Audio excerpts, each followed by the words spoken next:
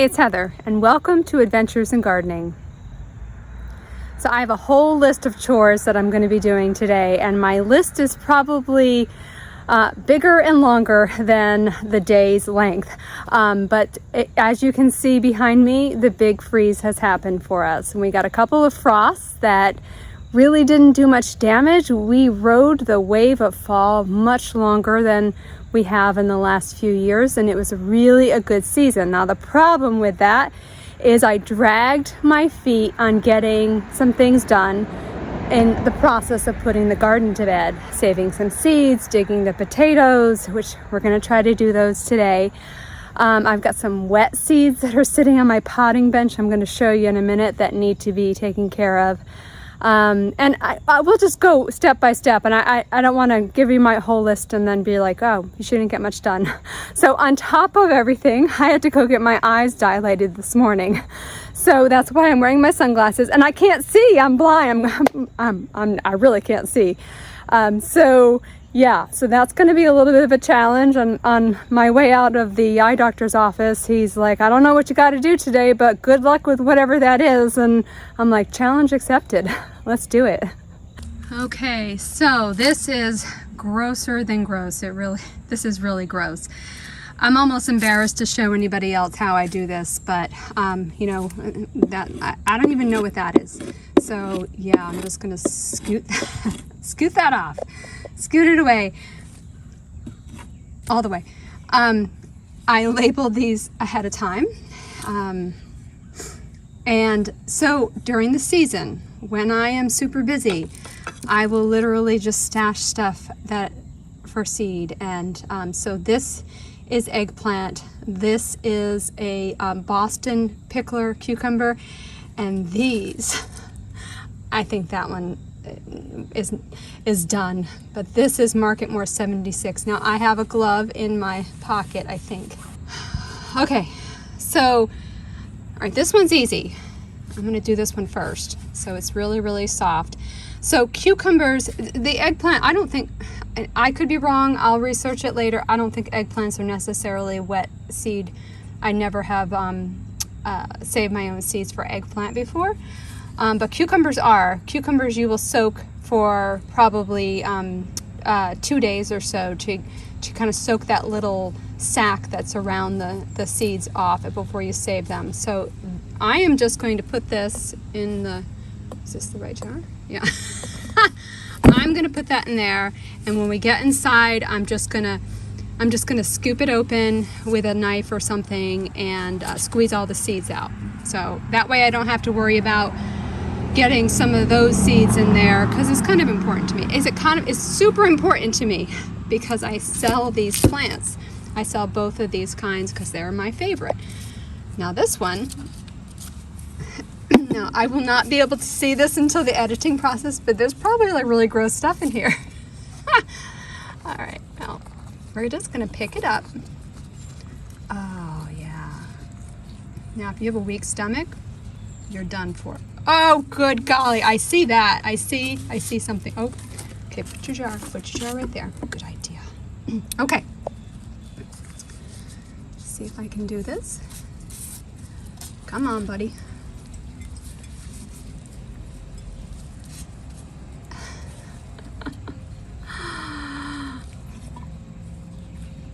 Oh, gracious.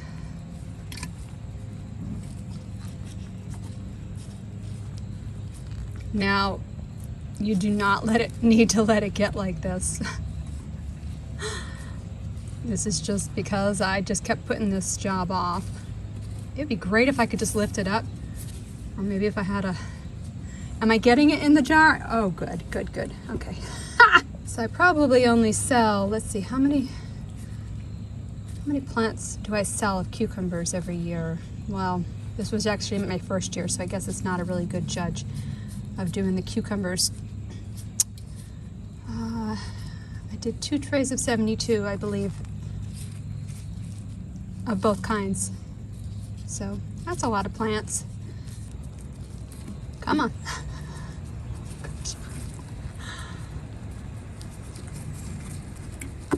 Okay, I believe I got them all in there. Let me check the ground. I think I did okay. Okay. All right. So they're all set and ready to go in. And then the reason that I'm going to put the eggplant in there is because I need to clean them up. Can I pick this one up? So I'm going to pour water in these jars, let them ferment for about 2 days. And I'll probably do one of the YouTube shorts to show you how I separate them. It's really easy to do, so look for that in a few days. And this I just picked right up. Gross, gross, gross. Put you in the jar. These are my seed for mouse melon. And I do have a basket that I can put all these in. So I'm just gonna get rid of that. This is my basil, Genovese basil seeds right there. So, all right, so check that off the list.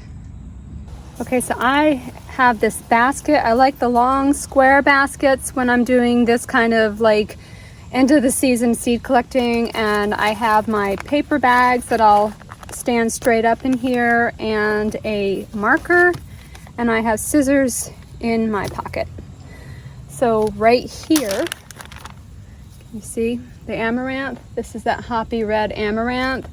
Now I am fully aware that the seeds are going to drop, and when you have the seeds that kind of self-sow, your plants are so much nicer and bigger and healthier. They're more vigorous. At least in my experience, that's what happens. But I like to share seeds with people, and I did sell a few of these this year. I don't know, people, they're not too much into it around here. A few people, far and few between actually. So all I'm going to do today is I'm going to write hoppy red on here. And I always put the year, because don't ever think that you're going to go back later and remember, because I'll like put this someplace and I'll be like, what's that? I have no idea. What year? I don't know. 1998 maybe. Okay, so I'll put the year. And all I will do, so these, obviously they're mature. The birds love these, so I'm going to leave a lot of these for the birds. So I am going to just cut some like this and put it in my bag. I'll probably do one more.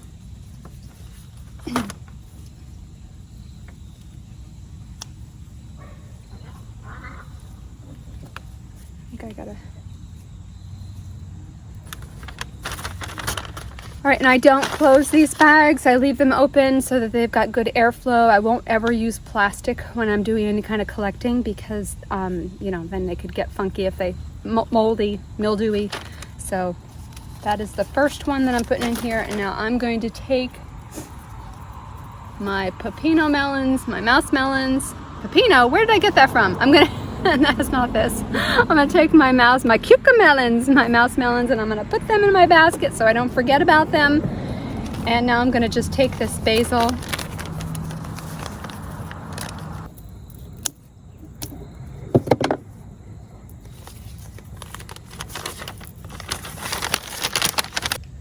Now I've got some purple radish pods that I just had sitting over here, sitting and waiting. And I'll put that into their labeled bag. The radish are a pain to open the seed pods, but I'll do a few. So today is not going to be the day where I like clean everything up, like all the vines off of here and pull everything and rake everything. No, that's not today. Today is kind of like going and save stuff, you know, stuff that needs to come out right now, that the seeds that need to be saved while I can still recognize them or remember where they are. So, but one of the things I won't be pulling today, I want to show you these purple turnips, because I'm actually going to leave them in for as long as I can. All right, so check these guys out. You know, I have to make a note for next year. I'm going to do my fall crops a little bit differently, but I really want to do a lot of these. These are my favorite turnip Look at these guys. And I just didn't do enough of them. You know what happened is I lost some of the seedlings and I kind of just kept moving forward instead of resowing them. You can see, I mean, it's just, the tomatoes on the ground. Do you see the tomatoes on the ground? Oh, it's just heartbreaking. All right, let's go dig potatoes. All right, so I don't know if you can see, but there's like some cauliflower right here. There's 2 cauliflower. And I did get some cauliflower on time, and these were kind of small plants crammed into that space. And yes, they still produced cauliflower heads, but they were so small, I should have just pulled them. So lesson learned there. I don't know if you're gonna be able to see me do the potatoes or not. I'll take it down a little lower, but here's what I have to say about the potatoes. Potatoes were a second crop. I have no idea what to expect here. The variety, I'll put it on the screen. I don't remember. All I know is I sent my father-in-law a link. I'm like, we should do these. And he bought them from a place in Maine, some organic potatoes. So let's see what we can find. So my preferred tool to use when I'm digging potatoes is actually a long-handled fork. I have no idea where it is. I'm not even gonna try to look for it. Yeah, again, if I could just whistle and have it come running, that would be great. So here I go. Oh, what is this? Okay. This is a potato that was sitting on top of the ground that something got after. Okay. So I'm using my little shovel and my hand. That's what I'm using today. Well, I need a long-handled shovel.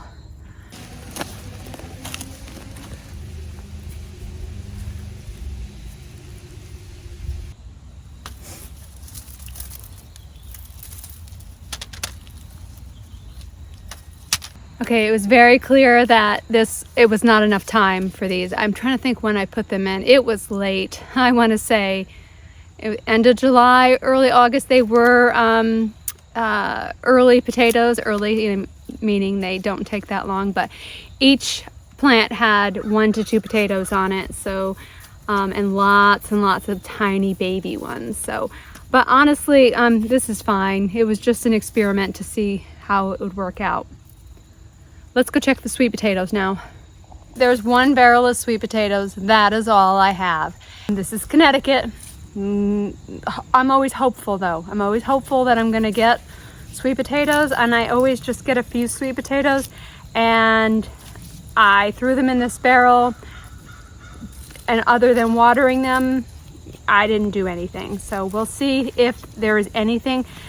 My sister got some of these slips as well.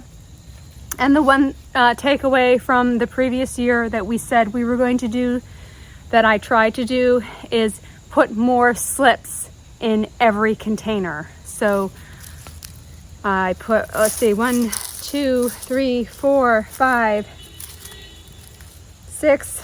I think there's 6 in here. Oh, I feel something. What is it?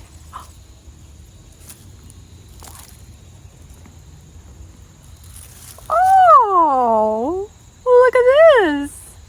All right. It is nice, right? I think it's nice. They are way down there. This is also something I learned last year, that like potatoes are more towards the top, right? And the sweet potatoes, man, they go down deep, and that's why I like this barrel for that. Here's another. So I have to tell you guys, one of these sweet potatoes is going to immediately go for sprouting. That's what I did last year. Right now, right, yeah. And I have it in a window until it starts to, it takes forever. Now, I also, early on, like before we left for vacation, I took and I rooted some of these greens, and they are in a vase inside. I'll show you what they look like. So that was like, okay, I'm going to try doing it 2 ways this year. I'm going to try slips from the potato right away, and also rooting them. So, all right, let's see what else I can find.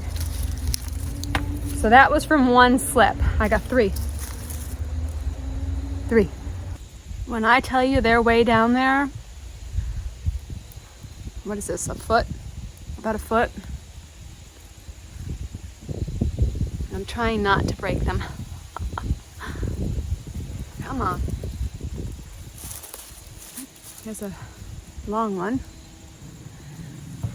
Many bad words. Many bad words. Come on, buddy. Oh, don't break, don't break, don't break.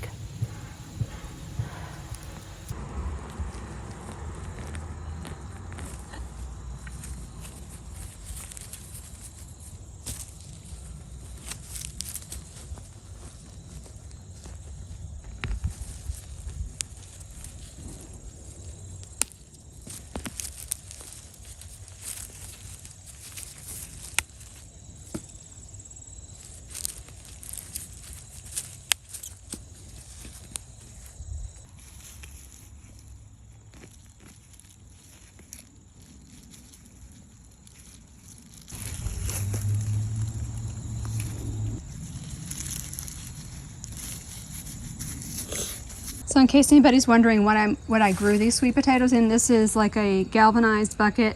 It was one of those drink coolers that I got at the Christmas tree shop many years ago, and I've used it for several things, and now it goes from sweet potatoes to a Christmas arrangement in it. All right, so I am actually calling this a success, okay? So look at all the sweet potatoes that I got out of my barrel here. And most of them are a pretty decent size. Now I'm going to be curing these inside for I don't remember how long, but I'm gonna lay them out in a warm, dry place. So just to recap, because you know, growing sweet potatoes is, I wouldn't say impossible in Connecticut Zone 6, but it sure isn't in the right conditions as sweet potatoes like. But if I can get some sweet potatoes every year, I'm going to totally go for it. So just to recap, my sister and I, this is our third year growing sweet potatoes, or fourth year, I don't know. I say seek out a farmer that grows sweet potatoes in your area, that grew them in your same area, and buy them and then root them from that sweet potato, because that's what I did. So I found a farmer in Connecticut and I bought his sweet potatoes. I ate all but one of them, and I sprouted one. And my sister and I have found that a container does much better than in the ground. I assume because that container gets hotter. That's my theory on that. Lots of slips, like you just stuff as many slips as you can in there. And now that I've seen, you know, somewhat of a success of a crop, I'm thinking, did you watch that video of, you know, my field trip to Julie's house? I'm thinking I need one of Julie's big galvanized containers, and I move it maybe closer to the greenhouse, you know, and I'm thinking that I could probably get a decent size crop of sweet potatoes. So let's go, we check this off our list, let's go get something else done. So next on my list is to take all the tomatoes off of these tomato plants in the greenhouse, and it's a little warm in here, if you can't tell. And so, and I'm about to show you something even more embarrassing than the rotten cucumbers on the potting bench, okay? So, but you know what, there's something to be learned from everything. So these are my, can you see? I don't know. I can't even see. Maybe later it'll be a surprise when I edit. These are my tomato plants that were planted, they were sown from seed on the 30th or 31st of May as my second crop. I had some in the ground. They finished up. I pulled them 2 weeks ago. And these are the ones that were in the greenhouse. Now, they needed fertilizer a lot more than they got, and that's why they look like this. However, the tomato plants are fine on here. They really are. I mean, the tomatoes are really fine. So I'm going to pick, I want these out of here. We're done, okay? I want to pick all the tomatoes, whether they are red or green, and I want to get rid of these plants. So I'm gonna start picking them. In case you're interested, this is Alaskan Fancy. I made so much salsa. How much salsa did you make, Heather? Oh my gosh.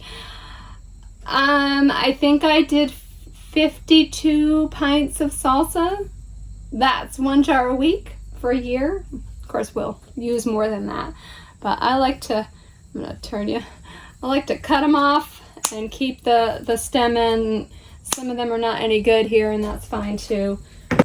But you know, even tomatoes that have been grown in cooler weather that are not at their optimum flavor, these are better than grocery store bought ones. So I just realized that this is likely the last time I will smell like a tomato, like a tomato plant for a little while. Ooh, dropping stuff.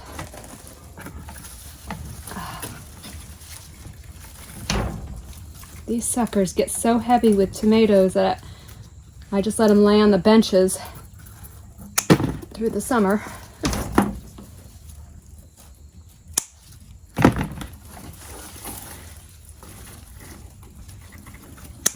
Okay, so I got 2 big containers of tomatoes. I'm going to lay them out all flat when I get in the house. Now, I took all of the tomato plants and I chucked them out the door. That's as far as they got. And basically I'm leaving, you know, a path of destruction in my wake today. I'm going to wake up tomorrow and I'm going to be like, what drunk gardened in my garden? Because there's stuff everywhere. But that's okay. Today is about collecting and bringing in the important stuff. All right, so see this snapdragon right here? I have been watching this snapdragon all season long. It's different from all the other apple blossom snapdragons. So I want to save seeds from this one. And I guess I just have to, well, I'm going to guess. I guess I'm going to guess that this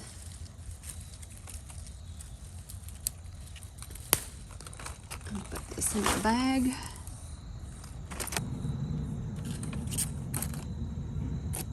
Well, I got a few of them. I still have more time. There's some that are going to continue to ripen. But what I did notice that I'm not even going to attempt at this moment is I need to come out and get nasturtium seeds because I'm pretty sure there's a bunch of them down there. So that is on my list, not today though.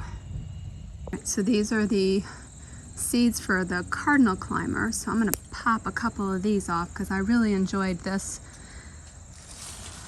year.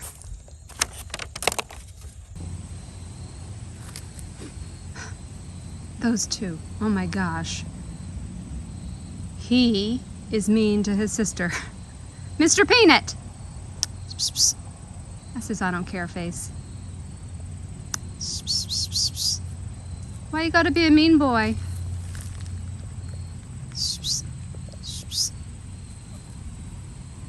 That's how I was born. Hi, buddy. Okay, so this is a wave petunia. Okay, this is not a proven winter petunia. This is a wave petunia, and I bought seeds some years back, and this was the color that I bought, and then I saved the seeds, and so now every year I get that color and I get this color. That's the color that I want. I tried to weed them out a little bit. So I believe these are the, yes, okay. This is the seed pod right here of the, did I just drop it? I think is that it? Oh my gosh, I popped it open and now the seeds are, let me get my bag, hold on. Anyway, so yeah, so I'll try to get it off the plant without breaking it open. So that is the little seed pod. So you gotta really kind of look for them. They're gonna be most likely around the base, you know, the earlier flowers. You're looking for them. So there's a ton more seed heads over here. So what I was trying to say is that they're not stable, true to plant, true to its parent plant. So you're gonna have that variable all the time, but that's okay, I don't mind. So this is what dahlias look like after a real freeze. They can take frosts, and they did. They took quite a few of them. I am not going to cut them back today. I thought I might, and it's getting kind of late. So I'm going to do this tomorrow. And then the thing that I thought that I was definitely going to do today, I'm not, because I just looked at the weather. So all of these elephant ears, okay? I liked them to think that they're going to sleep. And I just looked at, so here's what I was going to do. I was going to take a hand saw, and I was going to saw them off at the base and then wait a few days and then dig them up. Because usually after a freeze, they are super mush. Now it's just total damage, a total, yuck on the outside. But there's still new leaves coming up. And if I cut them back, they're not going to go to sleep. I want them to know that it's time to go to sleep, and the nighttime temperatures coming up, at least the next 5 days are in the 40s and 50s. So yeah, it's not going to work. So am I going to clean them up? I don't know. I'm going to think about it for a bit. But I do know I'm not going to just cut them down today, because they're just going to grow back. I had one year where I cut them, sawed them down, brought them in, and then they started to sprout inside. They just weren't ready to go into a dormancy. So I might take the time to go through here today and just trim off all the leaves, but I'm not sure yet. All right, my friends, well, that's it for today. So I collected a bunch of seeds today. I got the wet seeds that are in jars that I gotta go get and add to my pile over here, bring them in, and we dug the regular potatoes, which were and the sweet potatoes, which I was happy with with the harvest on that. Lots of tomatoes. I'm not sure what I'm going to do with them quite yet. We have been still eating them in salad, which is great. It's quite a treat. This whole basket here is the seeds that we collected today. I got Thai basil, love lies, bleeding petunias, the wave petunias, the cardinal climber, the Tulsi basil, the snapdragons, Greek basil, Genovese basil, hoppy red amaranth, and the purple radish. I mean, how much money did I just save me for next year, right? And think of all the people that I'm going to bless with these seeds too. And then I am going to grow some for profit. Oh, and the 2 different kinds of cucumbers and the eggplant as well. I collect seeds pretty much, the entire season, but now is crunch time. So if you think that it's too late for you to collect seeds, you still got time. Get out there while you can identify your plants still, because it doesn't take long. When I was over by the potatoes, I'm like, what basil is this? I don't know, but no, get out there and collect your own seeds. If you do collect your own seeds, let me know. I want to hear if you have any favorites that you carry on from year to year, or if you have any other techniques, or storage. Storage is always a big deal, and I fail. Most of the time they stay in these bags, to be honest. Thumbs up if you enjoyed spending some time in the garden with me today. It is now 6 hours later and I still cannot see right, okay? Oh well, once a year, no big deal, right? Subscribe if you haven't already so that you can stay in touch, and join me on the next adventure in gardening. See you soon.